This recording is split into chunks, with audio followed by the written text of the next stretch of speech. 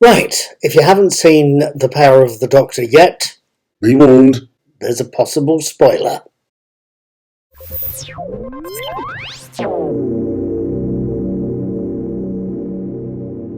Right then, hello there, good evening, good morning, good afternoon. My name is Paul, I'm also called Knick-Knack. I'm the brains behind Knick-Knack's Daily Teaser, which is a set of fun quizzes. I'm also the mind behind Knick-Knack's Old Peculiar, my most entertaining, incredibly wonderful blog.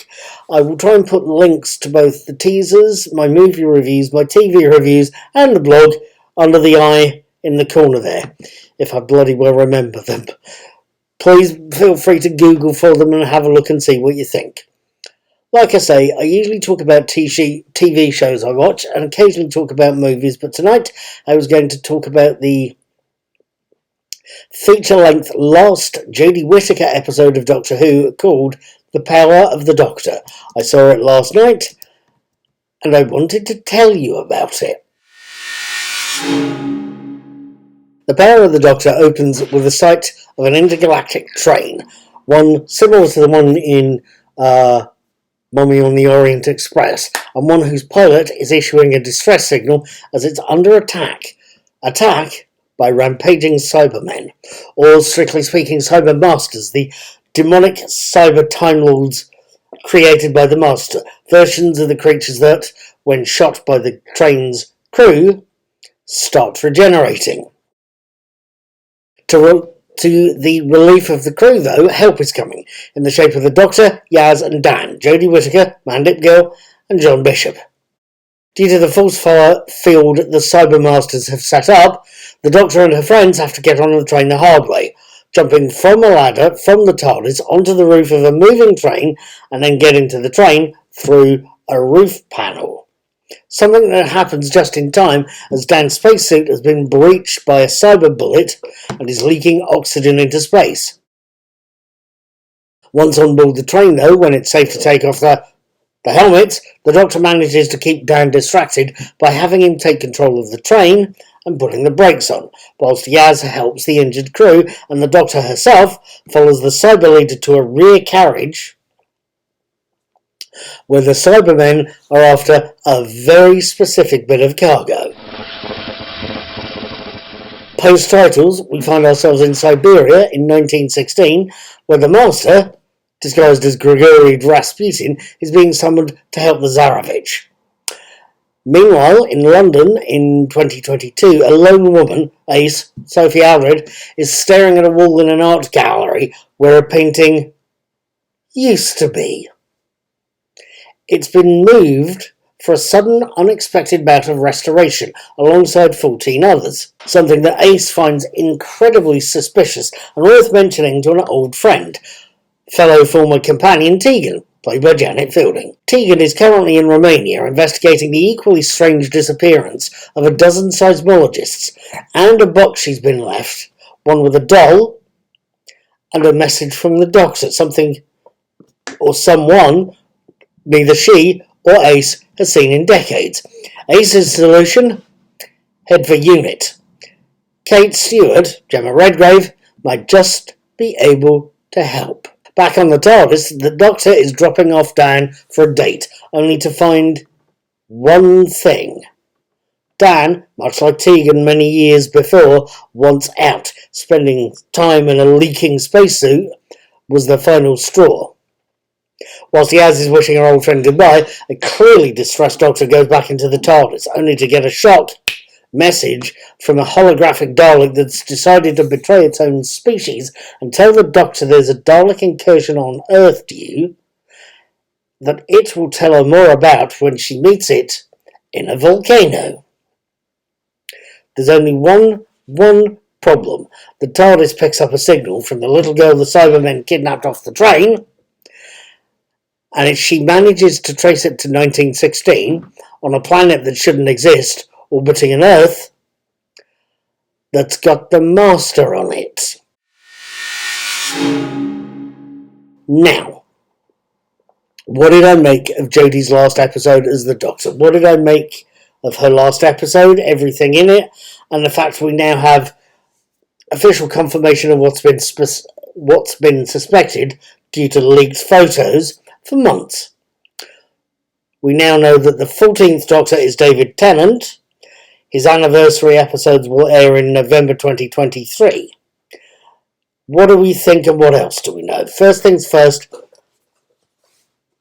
The Power of the Doctor is a superb little action piece.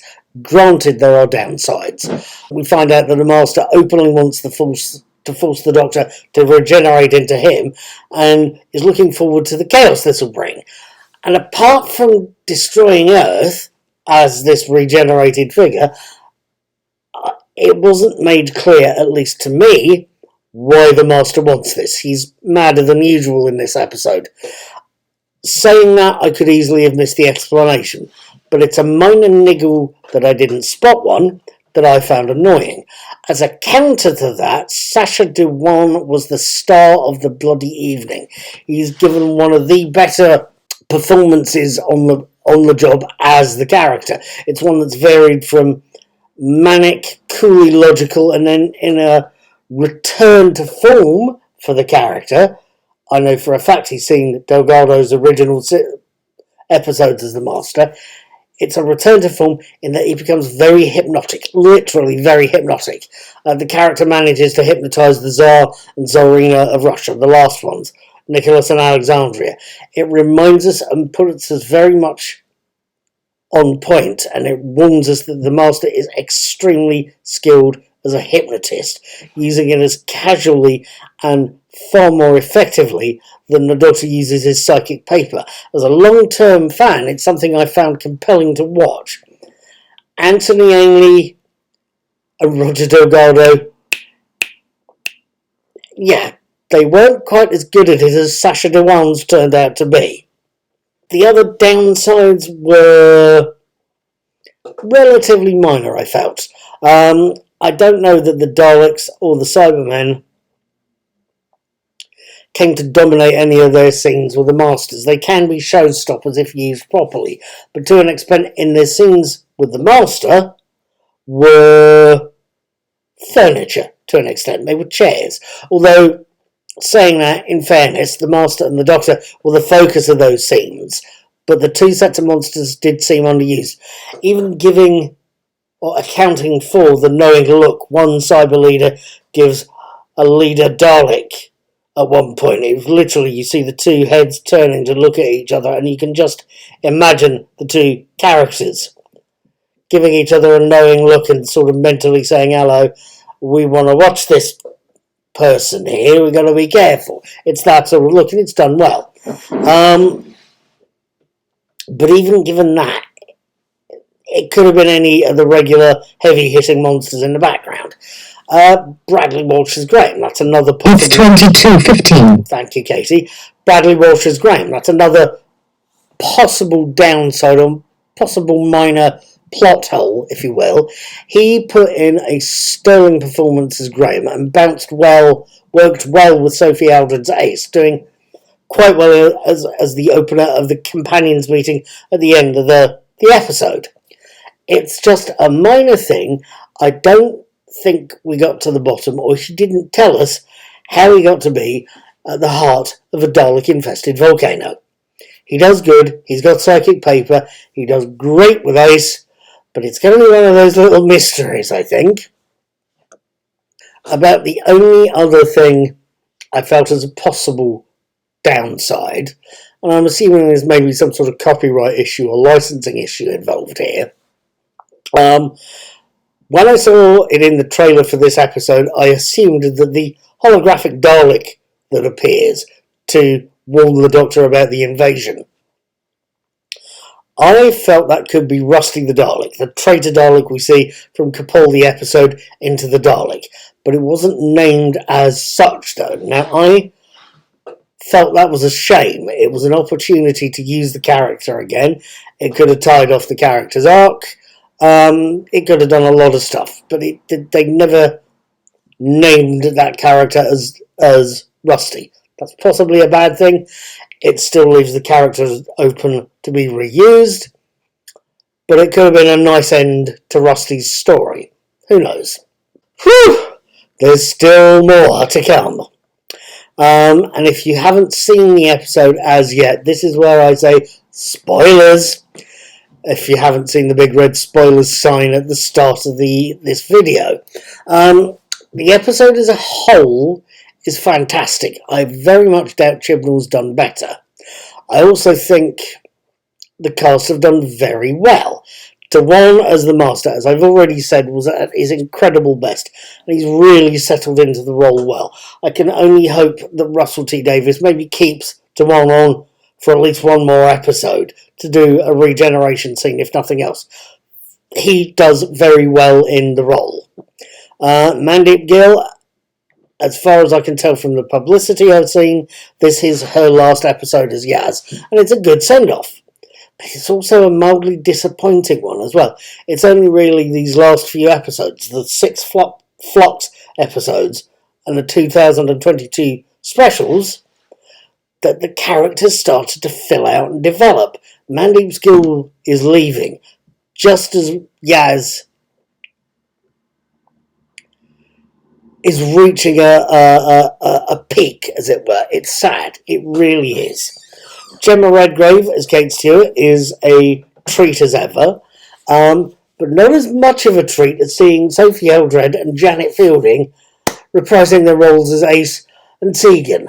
Ace back in that jacket and wielding a baseball bat like there's no tomorrow, and it was only yesterday since she last used the blessed thing, and Tegan at her pithiest, aspect-drenched best. Please, Russell T Davies, I know you're not watching this video, but if we can have more of those two, possibly in a spin-off of some description, I think I'd appreciate it, certainly. There's also other cameos as well, underneath all this excitable verbiage. At one point, the 13th Doctor, Jodie Whittaker's Doctor, is trapped in her own subconscious at the edge of a cliff. To go over it means she regenerates. To stay here, she manages to avoid any trouble. But she gets advice from her subconscious selves, from the First Doctor, the Fifth Doctor, the Sixth Doctor, the Seventh Doctor, and the Eighth Doctor, played respectively by David Bradley, Peter Davis, and Colin Baker, Sylvester McCoy, and Paul McGann. And it's great to see all of them. It was great. One thing that struck me was the little bit of sniping about the outfits between the 7th and 8th Doctors. Beautiful to see. It really was quite fun. At another point, the 13th Doctor has made an AI hologram version of herself that presents itself as her 5th and 7th selves to their respective companions, to Tegan and to Ace, and also crops up as Joe Martin's fugitive Doctor as well. All of that does not tell you about the last scene, or one last scene that got my attention and had me definitely smiling in remembrance. I think I mentioned the companions meeting towards the end, didn't I? That's the scene I'm talking about. It sees Bradley Walsh as Graham introducing himself to a small AA-style group of people in an attempt to share his experience with the only other people on the planet who knows or knew or know how he feels and how he felt and what he's even talking about. Tegan and Ace are there, obviously. Bit of a brief cameo, bless her, from Bonnie Langford as Mel Bush, not seen since Colin Baker's years. Jo Jones, or Jo Grant as was, played by Katie Manning, and she's got the filthiest laugh going, she really does. And finally, there was, of course, Ian Chesterton, played by William Russell himself, the oldest surviving companion in the room, and the only male actor, to the best of my knowledge, still standing from the show's first episode, An Unearthly Child, back in 1963. That was quite something to see. But not the only something to see. We've got to look at the big finale.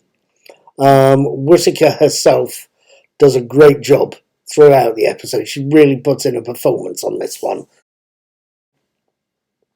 Especially in what is, let's face it, the key scene, where she's facing a sunrise, or her last sunrise, and regenerating with the words tag, you're it, talking to her next self. It's beautifully restrained. And it's also quite a first. It sees the 13th Doctor, Jodie Whittaker, and her clothes regenerating outside the TARDIS, which is a first for this series, or this version of the series, and changing into the 14th Doctor, as played by David Tennant. The curator's line about just the old favourites springs to mind here.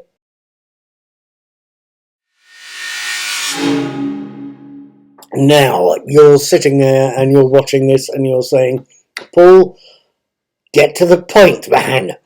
What did you think? What happens next? And is there anything you should be telling us about Legends of the Sea Devils? And you're saying it with a definite tinge of annoyance. Legends of the Sea Devils I should deal with first. It's quick, easy to summarise it. I'll try and point you at my blog version or video, depending if I get the chance. But when I reviewed the thing back in the day, I said that the Sea Devil heads were, I thought, produced by CGA, computer-generated imagery. As it turns out, they weren't. They're actual practical mask effects, and I am sorry for the mistake, and also even more impressed by the work they put in on it. The eyes moved slightly, so they look much more alive than the original John Pertwee versions. Next is also an easy-ish question to ask. We've been told that the 3 David Tennant anniversary episodes are going to be airing in November 2023. Given the actual anniversary date, the 23rd of November, is a Thursday, I expect them to air over the nearest weekend, which is from the 24th to the 26th of November 2023. We'll have to see. They've not confirmed anything more than November 2023. We also know, again from the various bits of publicity, that Ncuti Gatwa's first appearance as the 15th Doctor is due in the quote-quote festive period of 2023. We don't know if it's Christmas or New Year. Now, the possibly important question. What did I think of the Power of the Doctor? Yes, there are downsides to the episodes, but on the whole, this is a very powerful, entertaining piece of TV. It's a suitable send-off for the 13th Doctor and for her companions, and frankly, it's something that's left me wanting more. I'm going to be looking forward to 2023, this time next year. And I'm going to be thinking one thing. Russell T Davies's second stint as showrunner better be bloody good. After the Power of the Doctor, it's got a lot to live up for. See you in November, folks.